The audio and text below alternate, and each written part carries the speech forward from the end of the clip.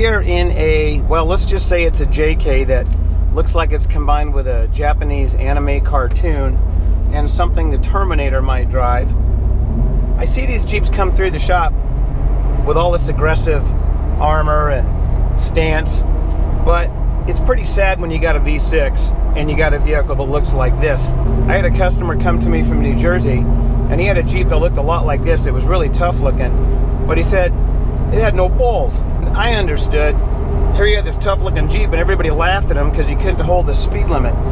Well, this Jeep doesn't have that problem. This Jeep has a Generation 5 LT L86 with a 10 speed and just a little bit of throttle, and this Jeep will pretty much take any of the stock Jeeps out there. Recently, if you've been watching YouTube and some of the other social media, you've probably been seeing more and more of our LTs pop up. And there's a reason. The LT is separating itself from the rest of the crowd. From my view, the evolution of things is when the JK came out with the 3.8, we all know it was pathetic. Even with stock tires, it was no ball of fire. And as time went on and guys modded their Jeeps, it was woefully inadequate. So the Hemi came out, and of course the LS came out. Motec was one of the first shops to properly integrate the LS V8 into a Jeep Wrangler JK. And they work great. The Hemi was a little bit burdened by the 5-speed, the earlier 5-speed, but the later 5-speed made a big difference. The LS, of course, had the wonderful 6L80 transmission. So those were pretty much the standard engines, V8 engines at least, that made your JK perform like it should. And when I say perform like it should, I don't mean going out and drag racing somebody at the track. I'm just talking about getting it down the highway, cruising up a parkway like I am right now, in comfort and safety. So around 2012, the JK got the Pentastar engine. And the Pentastar engine is a very advanced engine. It's a quad cam, has 4 cams, variable valve timing. It's typical Fiat European engineering. Small displacement engine with a lot of technology. And it did a much better job than the 3.8. But it still was only a 3.6 liter engine. And the V8s just kind of lumbered along with their large displacement and low technology. Around 2014-15, GM decided to change that and apply some of the high technology to their overhead valve V8 engines, henceforth the LT. The LT went to a very high compression ratio, over 11:1 on most of the engines. They use continuously variable valve timing, direct injection, dual stage oil pumps, similar technology that they're using in the modern smaller displacement engines. Technology that the Asians and Europeans have been using for years has finally been applied to the V8. So finally the V8 got a makeover, just like the V6 in the Wrangler got a makeover when it got the Pentastar. And the results are just simply amazing. We have an engine now that can not only outperform, and we're not talking about some small margin, these LTs can put out easily 200 horsepower more than the stock V6, but the torque is incredible. The torque on the bottom end makes these drive like a diesel truck, and that's what the JK needs because it's so heavy. And what's even more impressive is the economy. My feedback from customers is that they're getting significantly better mileage with the LT, especially on modded JKs. Not so much on the, and I don't know if you guys heard that, but this Jeep just went into a 4-cylinder mode. So we're a 4-cylinder 8-speed right now. This is a LT L86 8-speed. So they're reporting economy numbers 2-3 miles to the gallon better than the V6 with a couple of hundred extra horsepower. The only downside is the cost. You got to buy the V8 and put it in. Of course, you can buy a supercharger and put it in, and they brag all day that they're 400 horsepower, 500 horsepower, and I believe them. I really think they are. However, you drive an LT, especially with an 8 or a 10 speed, and you feel that impressive bottom end torque, and you hear the sound of a track car, like a Corvette, and you're sold. There's just nothing else like it. This upcoming March will be our 4th anniversary for installing LTs. So this isn't really new to Motec. We've been doing this going on 4 years. The rest of the market is still trying to bring them to market, but we went through the trials and tribulations with GM as they sorted out the LT engine. Now, I'm not going to say there was a whole lot of problem with the engine. Some of the original LTs did have some recalls for things like active fuel management and oiling. However, really most of the issue at the beginning was the 8L90 transmission. The 8L90 transmission is a very strong transmission, but it was also a very advanced transmission. And GM definitely had some bumps in the road with that transmission. If you look at the big picture, if you look at all the technology they introduced with the LT engines, the direct injection and the continuously variable valve timing, and I always keep saying this, but this is a lot of computing power that needs to be dealt with, and the transmission just added one more level of complexity. So integrating all this torque management with cam phasing and shifting strategy, the 8090 definitely had some issues at first, but I'm going to say so did most of the other 8-speeds when they came out. I remember driving some of the early Ram trucks with the 8-speed, and they were just as bad, if not worse, than the GMs. But I can say that GM has got these transmissions dialed now, and the 10L80, we've never had a problem with one. The only problems we've had with the 10L80 or the 8090 is when guys go out on hot days with big tires and drive them hard and overheat them, and they can damage the transmission. But that's pretty much true with any transmission, even the stock JK transmission. Driven normally, kept cool, these transmissions are about as strong as you're going to get. The 8090 is good for over 700 foot-pounds of torque. The 10L80 is put behind the LT4s, and I think we all know how strong that is.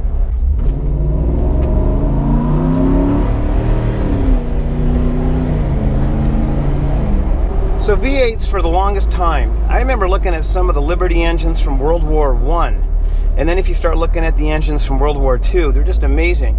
The normally aspirated motors really peaked in technology in about World War II. They didn't have the computing knowledge that we have today, of course, but they had 4-valve overhead cam.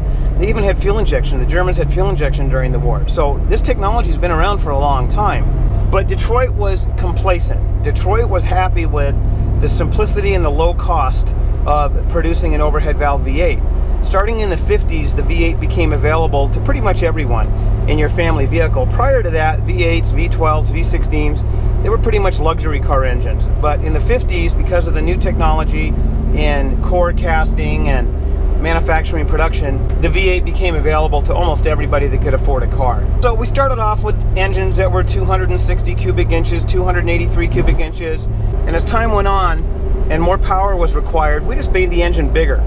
We went to a 302 and a 327 and a 350, then a 400 small block, 427, 454, 500, over 500 cubic inches, but the technology was the same. A 2-valve overhead valve engine. Now most of these engines were carbureted in the 70s and up through the 80s, and then in the 90s they started to fit fuel injection, which is really a big boost. GM started off with the throttle bodies, a lot of their V8 engines, and that was a big improvement over the carburetors, but we were still putting the fuel into an intake manifold and distributing it. So the walls of the intake would wet. It wasn't as efficient fuel delivery as port fuel injection.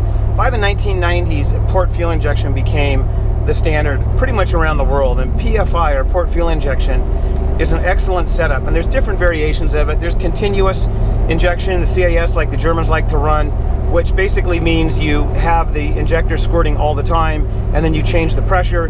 Then we have the electronically controlled injectors like most of the rest of the world used, and that meant that we pulsed the injector to get the fuel strategy that we wanted.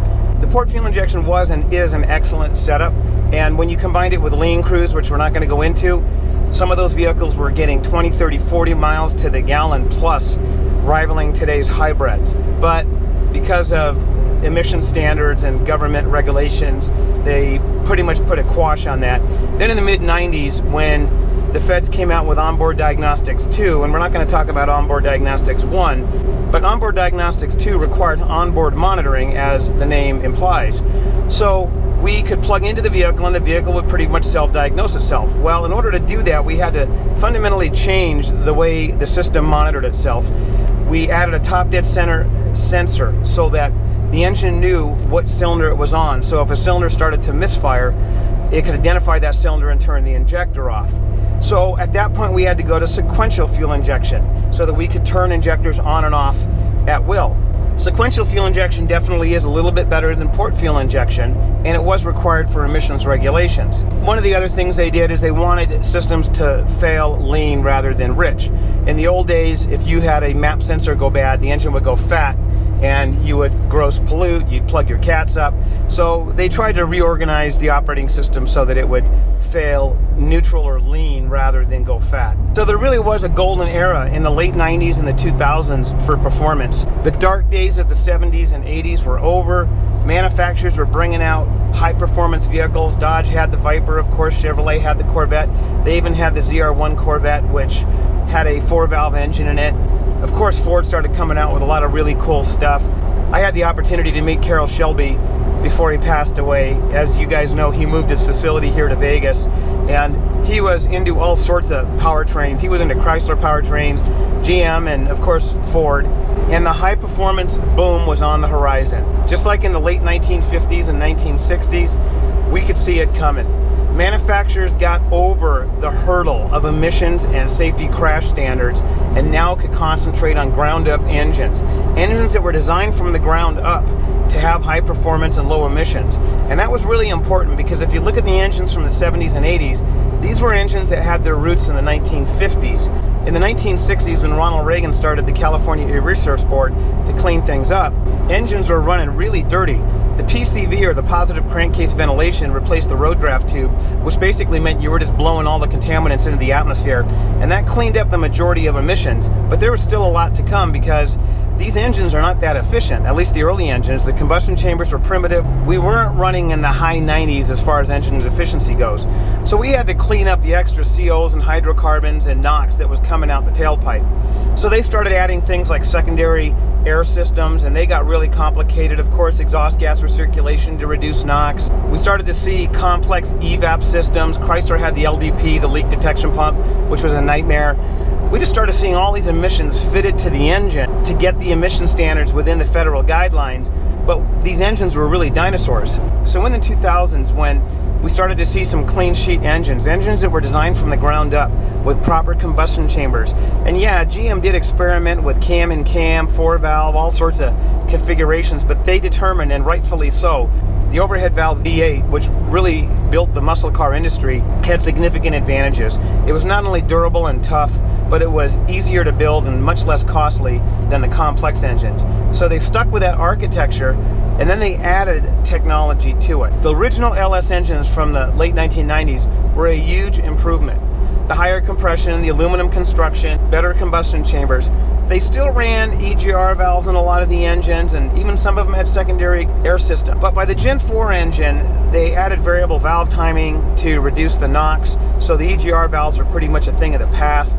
They got rid of the secondary air systems on most of the vehicles. They really cleaned the engines up because these engines were designed from the ground up to be low emissions and high performance. It's not mutually exclusive like we thought in the 1970s. You can design an engine with high technology that can put out low emissions, and a lot of that had to do with computing power. Back in the day, we didn't have the computing power. If you look at the Cadillac 468, it was a wonderful idea, but they just didn't have the electronics to support the sophistication that that operating system required. Of course, today we do. So what GM has done with the LT engine is they have got a leg up on the competition by applying this technology to the overhead valve architecture. And the improvements are impressive. I'm a 4-cylinder right now, driving through Red Rock. You can see our airbag lights on. This vehicle is subject to an airbag or a clock spring recall, so the customer is going to get that done, I think, under warranty. But the fact that I'm cruising along here as a 4-cylinder with an 8-speed at low RPM means that this engine can get reasonably good economy. I don't know about you guys, but things are finally becoming clear for me. Whenever you transition from one generation engine to another, it takes a little while to figure it out. Now that the aftermarket is figuring this out, they're jumping in with both feet, just like they did with the original LS engine, because they're recognizing the technology in these LTs. And let's not forget about the transmissions. The 8 and the 10 speeds have added a lot of performance to these engines, and in a lot of ways outperform the manual transmissions. So I'm happy to say, in my mind, the LT is top of the pile. I don't think there's anything better. You can get 1,000 horsepower out of anything, a Hemi, an LS, an LT. But for the average JK customer looking for enough power to haul his JK around, good drivability, good economy, you're not going to beat the LT with the high gear transmissions. That doesn't make the Hemi obsolete, and that doesn't make the LS obsolete. What it does is it puts them in a different category now. I do believe that the LT has now established a category all of its own, and that is the new high-tech V8. Now, you never know. Chrysler might come out with a high-tech direct-injected V8, or Ford might do that. There's been a lot of talk about the Bronco, and the EcoBoost motor has been a high-technology engine, just like the old Pentastar, and they've applied that technology to that V6, but it performs up there with the old generation of V8s, and it's a small V6. What GM has done is they have now applied that technology to the V8. We're going to take this JK up to the mountain, and we'll see you in the next video. And guys, we got a lot of builds in the shop, as you know, and it's not all the same old, same old. We got LTs, LSs, supercharged engines, cammed engines, manual transmissions, pretty much everything they can throw at us. So we'll see you in the next video.